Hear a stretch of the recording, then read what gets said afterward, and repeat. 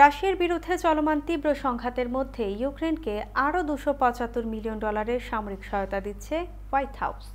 নতুন এই সহায়তা প্যাকেজের মধ্যে 155 মিলিমিটার অ্যালার্টি সেল, নির্ভুল নির্দেশিত যুদ্ধাস্ত্র, স্থল যানবাহন অন্তর্ভুক্ত রয়েছে। ইউক্রেনকে নতুন সামরিক সহায়তা দেওয়ার ক্ষেত্রে বাইডেন প্রশাসন প্রেসিডেন্সিয়াল ড্রডাউন অথরিটি ব্যবহার করবে। এক্ষেত্রে কংগ্রেসের অনুমতির প্রয়োজন হবে না। কয়েক মাস ধরে ইউক্রেনে রুশ হামলা জোরদারের মধ্যেই যুক্তরাষ্ট্রের অস্ত্র সহায়তার বিষয়টি সামনে এলো। চলতি মাসের শুরু থেকে খার্কিভ সহ ইউক্রেনের উত্তর পূর্বাঞ্চলের সীমান্ত এলাকায় হামলা জোরদার করেছে মস্কো। এরই মধ্যে কয়েকটি গ্রামও দখল করেছে তারা। রুশ সেনাদের স্থল অভিযানের মুখে ঘর বাড়ি ছেড়েছেন প্রায় 11,000 মানুষ।